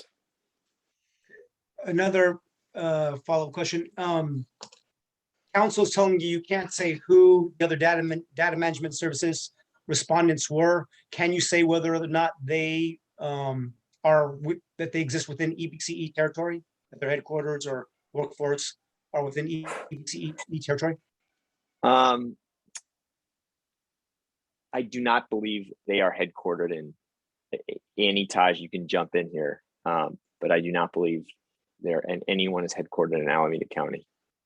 Correct. They're not headquartered in Alameda County. I'm guessing they're in San Diego, but so after discussion, I'm not sure my original thought on a motion is completely correct. I am very frustrated that it's 2021, and after us committing in 2017 to, at the time, doing a local hire and failing, that 2021 we are going to do a 3-year renewal that still doesn't fully achieve those goals. And I'm not sure how to form a motion that communicates to the board and asks for certainty the next time this issue comes up for local hire, to the degree we legally can. I'll mull on it for a second while the conversation continues. I'm searching for the words of a motion in my head right now. If anyone else has suggestions, please speak up. If I may, just one clarification to your previous question regarding the call center, the split between call center and data management services. The data management services portion that SMUD is fulfilling for us compared to other CCAs, a lot of those functions have actually are being performed in-house through a team that I manage. And that team, except for me, my apologies, is all actually hired and locally based in Alameda. So we have taken on responsibilities for the data management services part that previously most CCAs have not taken on. We've hired locally for roles that are to support a certain subset of those data management services function. And that's something that we've done under the requirement from the local development business plan to develop and maintain an integrated data platform within EBCD. Let me give you a very concrete example here. So I believe we are the first CCA to implement our own customer relationship management system. So we currently are the only CCA that owns our CRM, our customer relationship management system. This is a function that is outsourced in every other case. And so we administer that in-house with, I believe it's administered by Alameda County based East Bay Community Energy staff. So again, those are the very concrete examples. And while I hear some of your frustration, Ernie, I guess what I would say is, we as staff, as we're looking at it, we actually are looking at this as a win for moving things locally, moving things to a local brick and mortar that's going to be a place where SMUD and EBC employees are sitting together, partnering more closely, a win for SMUD to be seeking to hire CSRs. Now, the power of that effort is we may only have a handful that work for EBC, but they have a 100+ CSR team working across their service territory. So suddenly we're creating opportunities perhaps for Alameda County residents to get jobs that are going to go beyond the couple that may be hired for us to a larger pool, create a larger pool of opportunity. So Nick, I'm gonna just interrupt here for a minute because there are a few more hands that have been raised and some folks who haven't spoken yet. Mickey, I see your hand is up. Would you like to go ahead and please? Thank you. I actually used to be part of a call center, was customer facing, and this is very important as a quality assurance. And I'm also interested in the idea that it's kind of out of our hands when we only have, say, 5 or 6 people answering the phones, and then it's going to some sort of backside support center. And at this point in time, I'd like to know how the quality of service is going to be guaranteed. And for instance, say how long a time it would take to get a call closed. Are there parameters there? Are there customer satisfaction surveys? And that's something that maybe we can build towards if it's more local. It seems like a lot of this would be out of our hands, but I see the effort. I appreciate the effort. It's just it does seem that we are kind of settling a little bit, and that's all I have to say. I appreciate your time. Thank you, Mickey.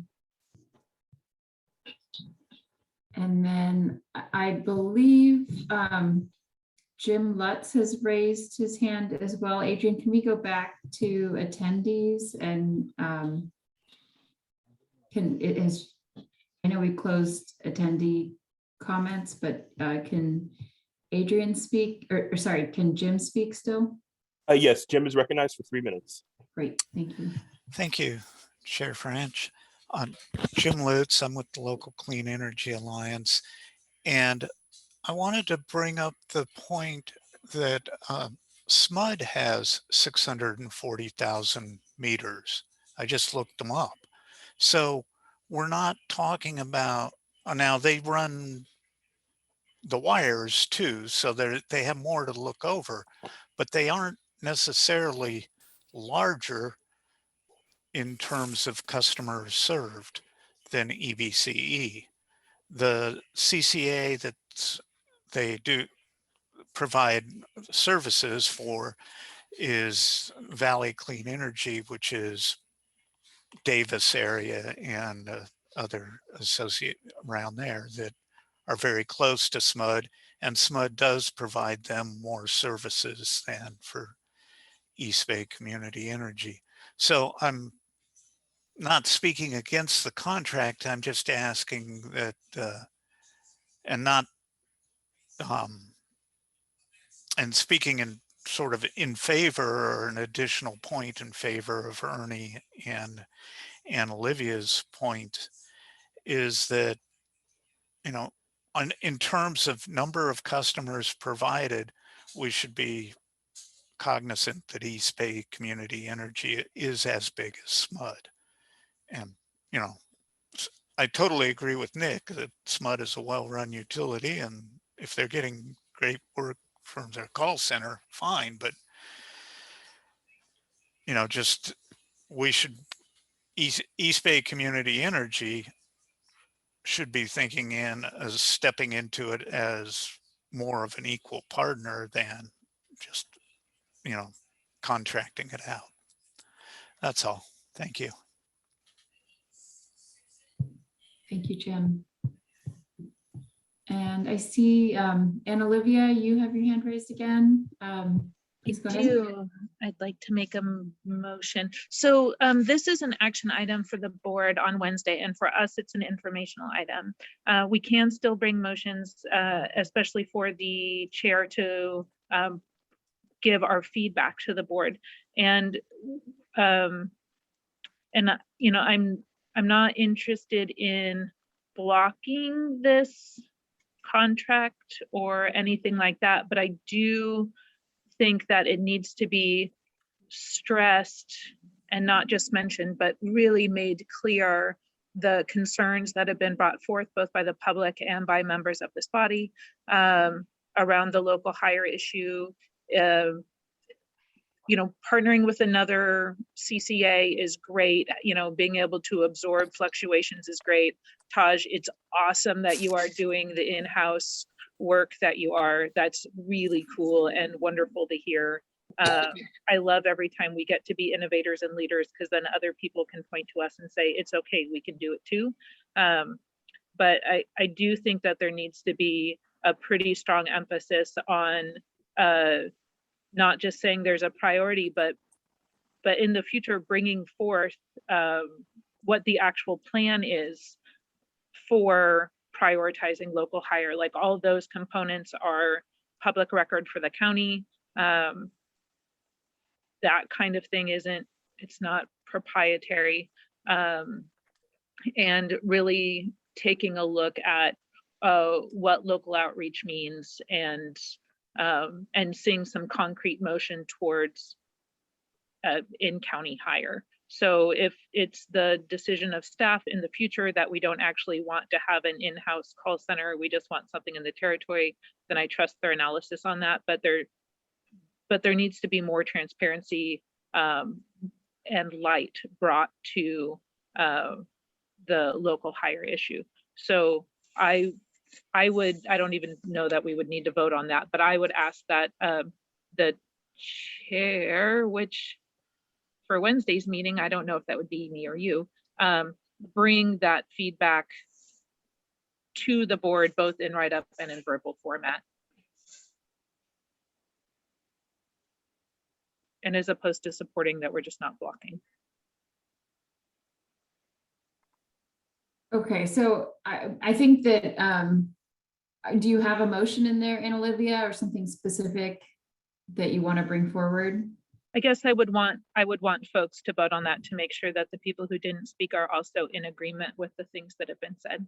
So I move that we ask the chair or whoever is attending the board meeting on Wednesday to summarize the concerns that were heard by the public and members of the CAC, and that we would like to see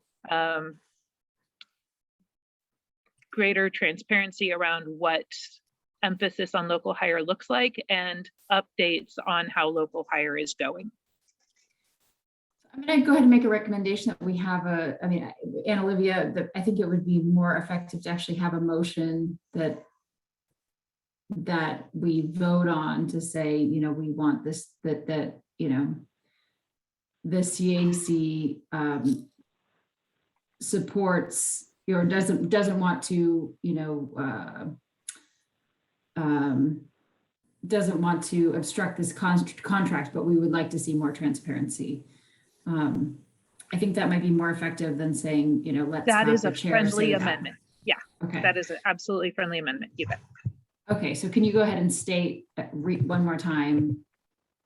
The CAC does not oppose the contract, but requests greater transparency in what, I wish I had writing things down, greater transparency in the process of local hire outreach looks like and reporting on outcomes.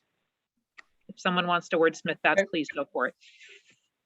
I would offer a friendly amendment. Yeah. I would like to see an affirmative declaration by the board that they will work for the next, again, not opposing this contract renewal, but for the next contract to Commit. that they can to commit to local hire for that they can within legal capabilities for the data service management and call center jobs. And that they be in-house. I think that we have to stick away from the in-house thing until we have a chance to debate that, but an affirmative plan going forward, yes, I also want to see something for local hire outreach now. Jane, are you noting? I see you typing. Do you want to try and? So I have the CAC does not oppose the contract, but requests greater transparency in the process of, local hire outreach and reporting on outcomes, and then affirmative plan committing to local hire. Or the data service management and call center jobs. I mean, it's just true across everything that the agency does, but it's this contract or these contracts that are on the table now. It's yeah. Maybe I'm being too specific, but this was an issue 4 years ago on exactly these contracts, and it's again an issue. On the issue of, but and okay, all right, Joel, I see your hand up. Do you have a comment on this? Yes, I do have a comment. I probably bring a different perspective. One of the reasons probably is I was still relatively new to this committee, and I was not involved in any previous discussions. I think I mentioned 3 years ago. I don't have those history, and but to me, I think it seems we are asking for better transparency, and we are asking the consideration of the local resource to be the call center selected for the call center services. But I think what I heard is that none of these 3 bidders are local, and there is no option at all. And we can ask for that, but there is no option in front of the decision makers. And also, I think CAC is not in the process of the decision making, and we can definitely recommend, strongly urge the consideration of a local resource. But we are not in the process, and I don't know if they have the obligation to be transparent to us. On the other hand, to me, I think the quality is the local resource, local job is very important, but the quality is also very important. If we select local firm and they cannot meet the expectation and meet the reputation of EBCE, that may have a very negative impact on the EBCE branding. And to me, I think the quality is very important. I don't fully, I understand that the desire and the need more local job, but I think when we don't have the option and when there is a very good option outside of the local area, and I think that's probably a good option for now. And but in 2 years or 3 years, it could be different.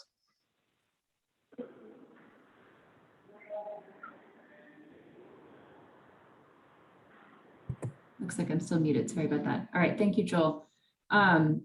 So in the interest of time here, we do have a motion and we are coming close up on our time.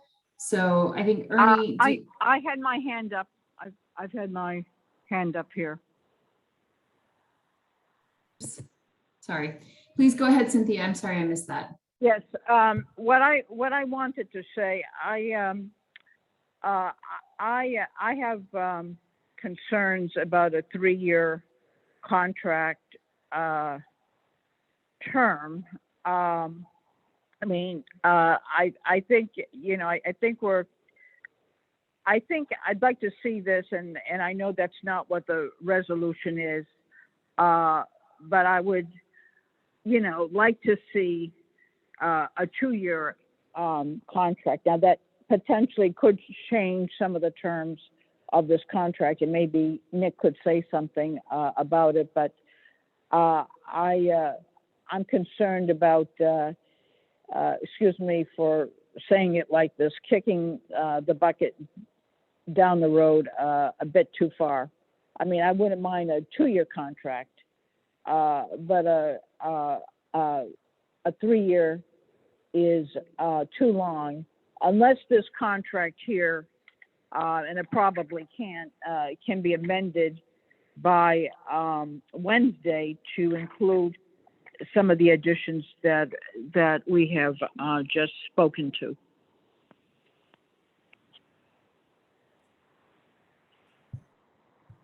Thank you, Cynthia.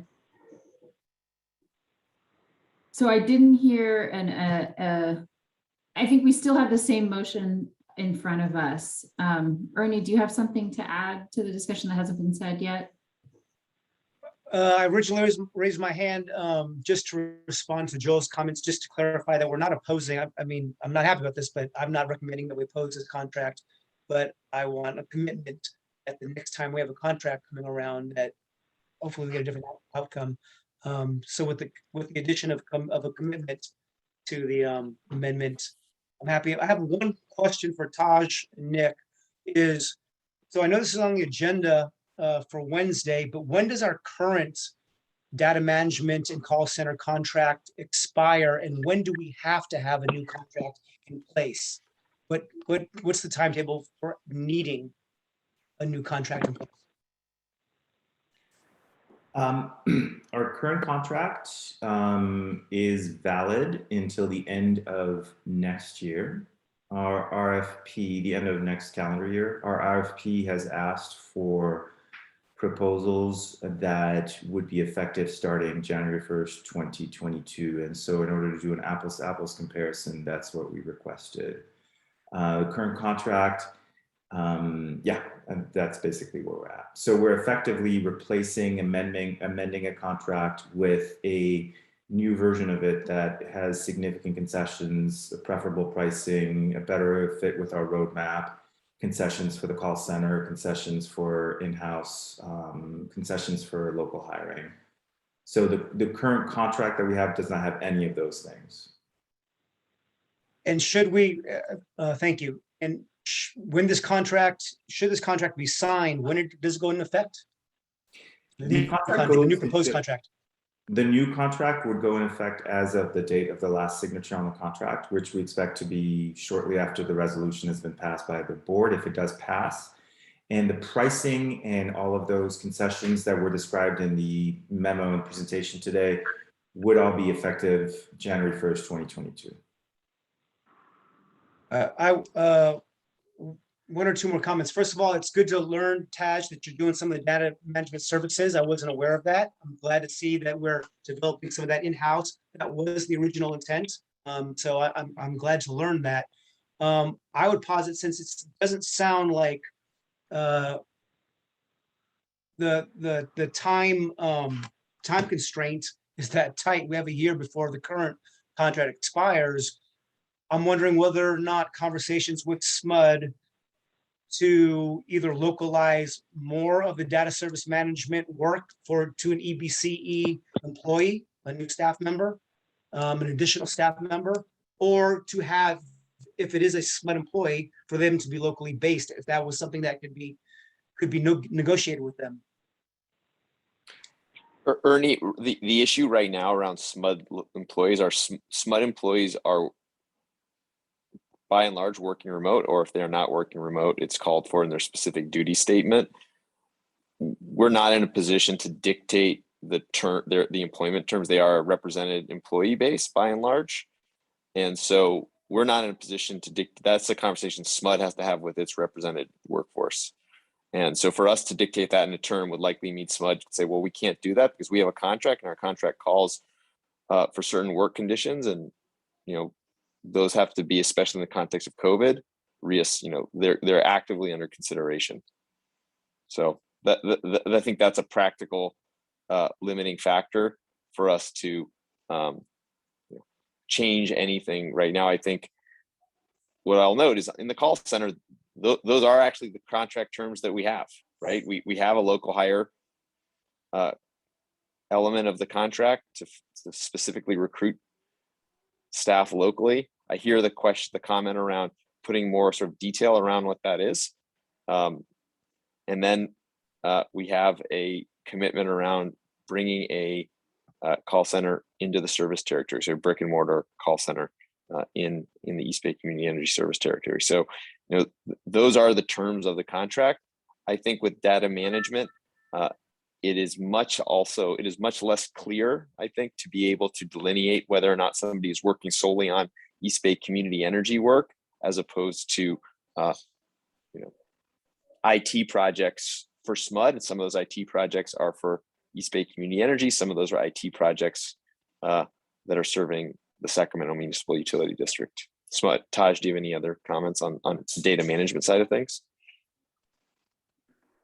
No, that's correct. A lot of the flexibility that you just described, Nick, is flexibility that we actually managed to get into our contract with this amendment after negotiations with SMUD already.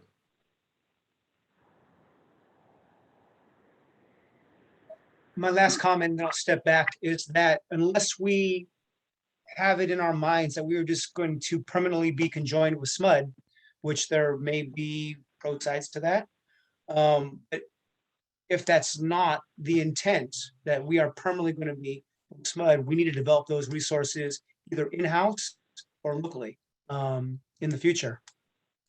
And I'll leave it there and step back. Thank you, Ernie. So I think Cynthia, is your hand still up from prior comments? No. So you have a new comment? No, I don't have a new comment. Thank you. Okay, great. All right, so let's go ahead and vote on the motion that we have here. The motion in front of us is that the CAC does not oppose the contract, but requests greater transparency in the process of local hire outreach and reporting on outcomes, and requests an affirmative plan committing to local hire for the data service management and call center jobs. I'll second that motion. So the motion's put forward by Anna Olivia, and we have a second from Ernie. Great. Go ahead with the roll call. Thank you. Yes, please. Member Eldridge. Yes. Member Landry. No. Member Liu, No. Member Swaminathan, Member Lakshman, Yes. Member Taria, Member Pacheco, Yes. Member Mutzenberg, Yes. Chair Frank, Abstain. and Member Sutter. And the motion does not pass. Thank you, Adrian. Through the chair, may I ask the folks who haven't spoken yet but voted no, how come, so we can try and address it?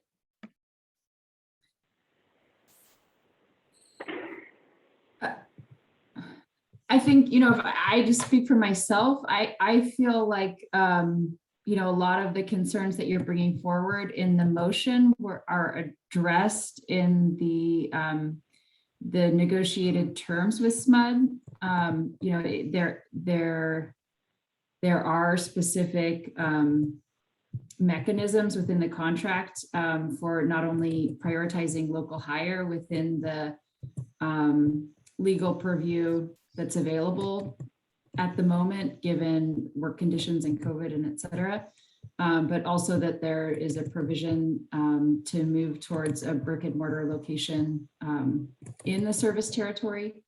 So personally, for me, that does address some of the concerns that are raised in this motion, and therefore, I personally abstained. I'm not,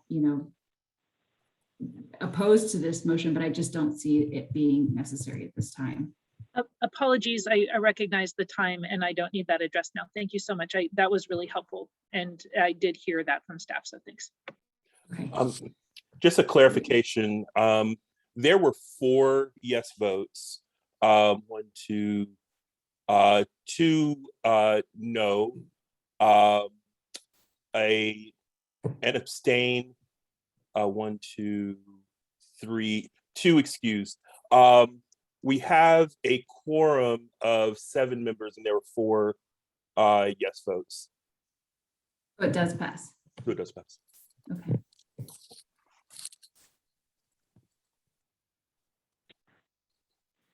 Okay. Well, thank you. Thank you, everybody. That I think was a really useful and important discussion to have. So really appreciate. Can I say something, Member French, please? Sure. I just want to clarify why I voted no. I am for all the discussions, or all the edits, I'm going to call them edits, that and language clarification that Anne, Olivia, and Ernie spoke. But I think waiting 3 years, I am more concerned about the term of the contract. So if I voted yes, I would be voting for a 3-year contract, and I don't feel comfortable with 3 years. I feel comfortable with 2 years. So based on the fact that it is 3 years and not 2 years, that's the basis of my no vote. Thank you. Thank you. Thank you for clarifying, Cynthia. Great. Well, thank you, everybody. That was a robust discussion tonight, and I want to thank Nick and Taj for being here and presenting, and also everybody in the CAC and the attendees for bringing your concerns and participating this evening. Also want to thank Nick for presenting on the regulatory and legislative update. And finally, really want to thank William and Olivia for stepping up tonight. So thank you so much. And I think with that, I'll put it out for any announcements, any CAC member announcements or staff announcements before we close the meeting this evening. Olivia, I see your hand is raised. Yeah, thank you. I'll try and do my camera for this. I'm sitting outside, so it might be dark. It's mostly dark. Hi, everyone. You received in your email today a survey that Adrian was kind enough to send out for folks who are new to this body. Because of EBCE, I actually started a Master's of Environmental Law and Policy with a focus in energy law to better understand this wonderful thing that we are creating together. And I am now at the point where I'm graduating, which is great. And so I'm working with members at the school, with various professors, and with various organizations. This cat is getting really aggressive. It's quite funny. To create a series of education materials for CAC members and CCA board members across the state of California. And part of that is the survey that you received. I've had a number of people take the sample test and they finished it between 3 and 7.5 minutes. So if you would pretty please take that survey, it really does help. The survey is available to members of the public, so feel free to share it with your networks. And we'll be sharing it with our board. When I get the results back, I'll make any adjustments that I see in there, and then it will be sent out throughout the state of California. So if you could take the time to do that, I am excited to be working on this project and we'll be bringing the results back for you all. Thanks. Thank you, Anna Olivia. All right, seeing no further comments, I will adjourn this meeting to Monday, November 15th. Thank you, everybody, and have a nice evening. Okay. Bye. Thank you. Good night.